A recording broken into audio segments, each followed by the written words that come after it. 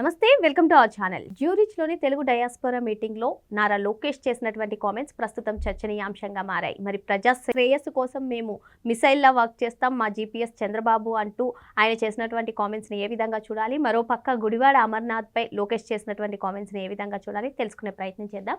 దీన్ని విశ్లేషించడానికి మనతో పాటుగా ఉన్నారు senior journalist doctor Vadlamani Kanakadurga గారు.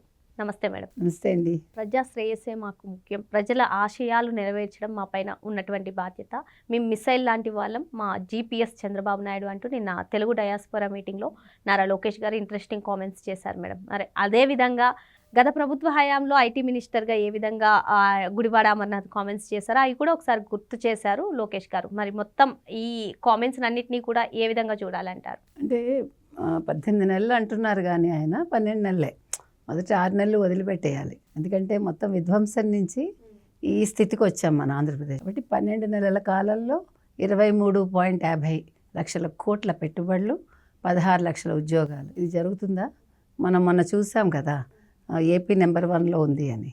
ఇవి నమ్మశక్యం కాని అంశాలని అలాగంటే అంటే Chandrababu Naidu CBN is the brand అంటే ఎవడు నమ్మలా, but he is the brand for AP. అంటే కొంతమంది వ్యక్తులలాగా అసలు నిజంగా చంద్రబాబు నాయుడు గురించి మనం ఒక్కసారి ప్రస్థానం చూసుకున్నామంటే, మీరు కనుక గమనించారంటే తెలుగుదేశానికి వెన్నుపోటు పొడిచాడంటారు. ఎంత తప్పంటే వెన్నెముక లాంటి వాళ్ళు చంద్రబాబు నాయుడు. 13 ఏళ్ళు ఎన్టీ రామారావు గారు ఉన్నారు పార్టీ పెట్టాక, కానీ ఎన్టీ రామారావు గారికి ఆవేశం, ఆయన ఒక సినిమా ప్రస్థానం నుంచి వచ్చారు, సినిమా నటుడిగా వచ్చారు, రాజకీయాలు పెద్దగా తెలియవు కానీ తెలుసుకున్నాడు ఆయన. ఎంత తెలుసుకున్నా మీకు చంద్రబాబు నాయుడు లాంటి ఒక చాణక్య నీతి తెలుసున్న వ్యక్తులు మనకి మొత్తం భారతదేశంలో మీరు చూసుకుంటే నాకు తెలిసి ఒక పివి నరసింహారావు, ఒక మన్మోహన్ సింగ్, ఒక చంద్రబాబు నాయుడు, ఒక ఇందిరాగాంధీ. అంటే మనం మొత్తం చూసుకుంటే ప్రస్థానం. ఎందుకంటే మీకు ఎంత అనుభవం ఉన్నా కూడా రాజకీయాల్లో ఎత్తుగడలు వేయడం అనేది అంత సులభం కాదు. ఇంకొకటి పార్టీ అనేది ఎట్లా ఉండాలి అంటే ఖచ్చితంగా తెలుగుదేశంలో ఉండాలి. ఎందుకంటే తెలుగుదేశానికి ఉండే నిబద్ధత ఏంటంటే మీరు కనుక చూసుకుంటే వ్యక్తులు ముఖ్యం కాదు, ఇక్కడ వ్యవస్థ. అంటే ప్రతి వాళ్ళు కూడా మీకు బీజేపీలో అది కనిపిస్తుంది. బీజేపీలో మీకు ఎప్పుడు కూడా మీరు ఊహించని వ్యక్తులు మీకు నాయకులు అవుతూ ఉంటారు. ఇవాళ మీరు అధ్యక్షుడు ఎవరయ్యారో చూశారు, బీహార్ నుంచి ఒక వ్యక్తి అయ్యాడు, చిన్నబ్బాయి. అంటే వాళ్ళు అక్కడ అతనిలో ఉండే పనిని గుర్తిస్తారు. ఇవాళ మోదీ ప్రధానమంత్రి అయ్యారంటే అదే రీజన్. ఒక టీలు ఇచ్చే వ్యక్తి ఈ స్థాయికి వచ్చారంటే మీరు ఊహించగలరా కల్లో కూడా? పార్టీ అలా ఉండాలి. మనం పార్టీ కోసం పనిచేయాలి, పదవుల కోసం కాదు అని ఆలోచించాలి. ఒకటి. 2, పార్టీ ఎప్పుడూ కూడా తన పని తను చేసుకుంటూ వెళ్ళిపోవాలి. వస్తారు పోతారు, కానీ తెలుగుదేశంలో మనకు తెలిసి వెళ్ళిపోయిన వాళ్ళు తక్కువ, చాలా తక్కువ. మీకు మళ్ళీ అది ఈ తెలుగుదేశం క్రమశిక్షణ కావచ్చు, కొద్దిగా రాజనీతి కావచ్చు, రేవంత్ రెడ్డి కబ్బింది. వేరే కేసీఆర్ కబ్బల. కేసీఆర్ అంత తెలంగాణ సాధించి అంత చేసి 10 ఏళ్ళు ముఖ్యమంత్రిగా ఉండి వాట్ హీ ఇస్ జీరో. కానీ ఇవాళ కాంగ్రెస్లో yes this is my state, నేను అంటే చేయగలను అని అందరినీ ఒక తాటి మీదకి తీసుకొచ్చాడు రేవంత్. చాలా సమస్యలు ఉన్నాయి తెలంగాణలో, బట్ నెగ్గుకొస్తున్నాడు ఆయన. అది అంటే గురువు నుంచి నేర్చుకోవాల్సింది అది. కానీ బీఆర్ఎస్కి అది లేదు. ఆయనే సరైన నాయకుడు కాదు. ఆయన అబ్బాయి కావచ్చు, ఆయన అల్లుడు కావచ్చు, ఆయన కూతురు కావచ్చు, అందరిది తలోదారి. అంటే మీకు నేను ఎందుకు ఇవన్నీ చెప్తున్నానంటే, ఒక బ్రాండ్ అంబాసిడర్ అని మనం చెప్తున్నామంటే, ఒక చంద్రబాబు నాయుడిని నమ్మి 4వ ముఖ్యమంత్రి అయ్యాక ఉత్థాన పతనాలన్నీ చూశాడు ఆయన. పతనంలో కూడా ఇంక అయిపోయింది తెలుగుదేశం పని, చంద్రబాబు నాయుడు ఏంటి, చంద్రబాబు నాయుడు ఇంకా లేడు, వయసు అయిపోయింది, ఉంటాడా పోతాడా అన్నట్టుగా కూడా మాట్లాడాక ఇట్లా లేచాడు ఆయన. ఒక ఫీనిక్స్ పక్షిలాగా లేచాడు. ఫీనిక్స్ పక్షిలాగా మీకు జయలలిత కూడా లేచింది గతంలో. అంటే మనం నేర్చుకోవాల్సింది అది. ఇప్పుడు లోకేష్ గారు ఏవైతే కామెంట్స్ గుడివాడ అమర్నాథ్ పైన చేశారో అవన్నీ కూడా అబద్ధాలు అన్నట్టుగా గుడివాడ అమర్నాథ్ ప్రెస్ మీట్ పెట్టారు. దీనిపైన మీ అభిప్రాయం ఏముంది? ఇప్పుడు అబద్ధం అయితే చూసుకోమనండి.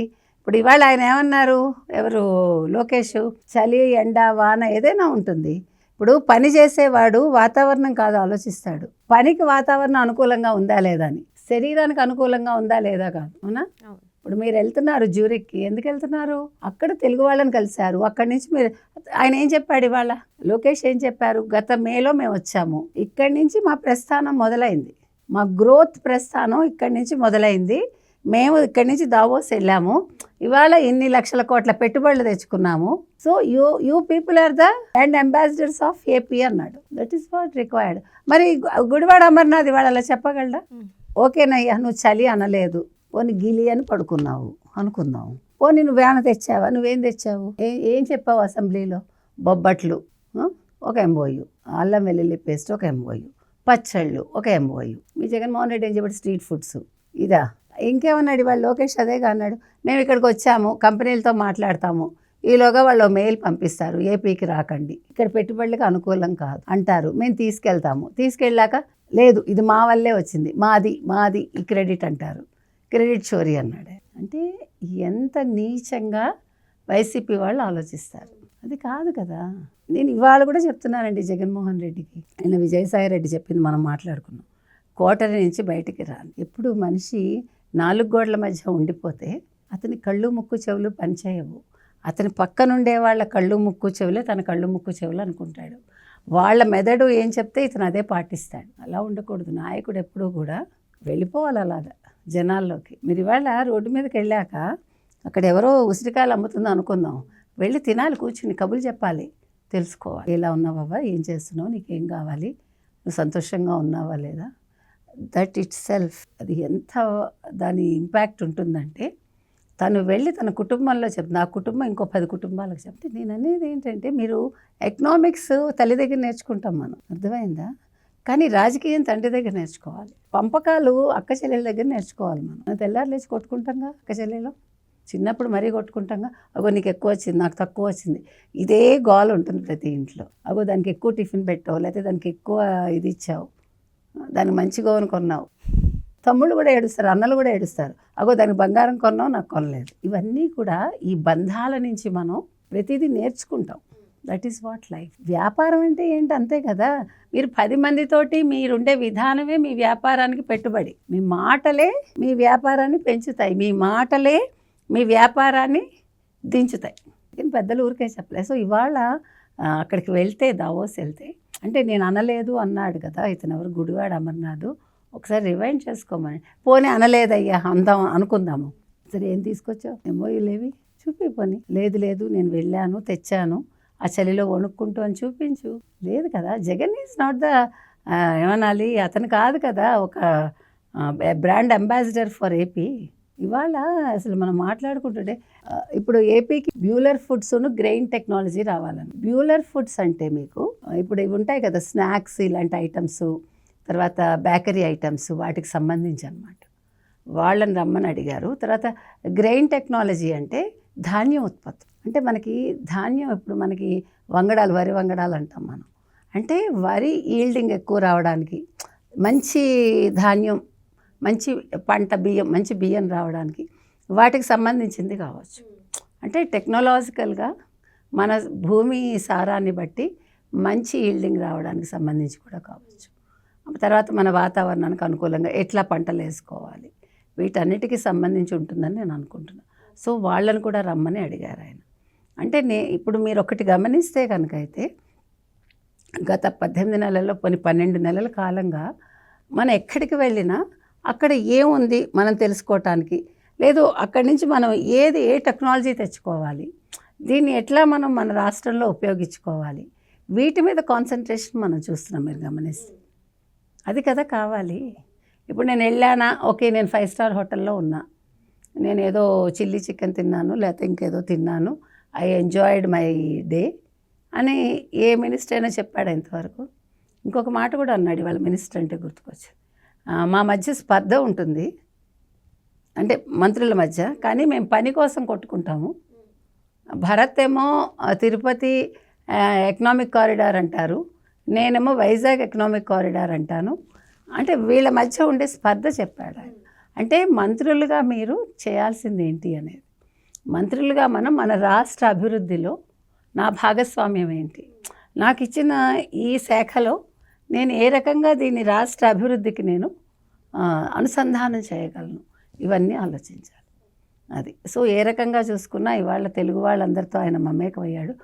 ఇది ఇంకొక మంచి విషయం, ఎందుకంటే తెలుగు వాళ్ళందరికీ ఒక భరోసా కదా. ఇప్పుడు మనకి తెలంగాణ వాళ్ళైనా మనకేం అబ్జెక్షన్ లేదు, అందరూ మన వాళ్ళే, మనకి 2 రాష్ట్రాలు ఒకటే కాబట్టి తెలుగు వాళ్ళు ఎవరు వచ్చినా నేనున్నాను, మీకు ఏ కష్టం వచ్చినా నేను ఉంటాను అని కూడా ఒక భరోసా ఆయన కల్పిస్తున్నారు. ఎందుకంటే ఇది ఇంకొక రకంగా కూడా మీరు తీసుకుంటే, ద అదర్ వే రౌండ్. ఇప్పుడు మనం ఇదివరకంటే మనకి ఒక గతంలో మనం ఒక దేశానికి వెళ్తే మనం పట్టించుకునేవాడు ఉండేవాడు కాదు. ఎవరి కష్టాలు వాళ్ళు. ఇప్పుడు కమ్యూనికేషన్ పెరిగాక, మనం టెక్నాలజీ మనకి వచ్చేసాక మనకు అన్నీ ఈజీ అయిపోయింది. ఒకప్పుడు ఫోన్ మాట్లాడాలంటే ఆగి మాట్లాడేవాళ్ళు అమెరికాకి. సో ఇవాళ అలా కాదు, స్ప్లిట్ సెకండ్లో we can send the message. మీకు తెలుసో లేదో కానీ రాజీవ్ గాంధీ చనిపోయాక అమెరికా నుంచి ఫోన్ వస్తే మాకు తెలిసింది, నాకు బాగా గుర్తుంది. అలాగా నేను అనేది ఇవాళ అలా కాదు. ఇవాళ ఏ దేశంలో ఉన్నా మీకు చిన్న కష్టం అంటే మీరు వెంటనే గవర్నమెంట్కి మీరు ఇన్ఫామ్ చేయొచ్చు.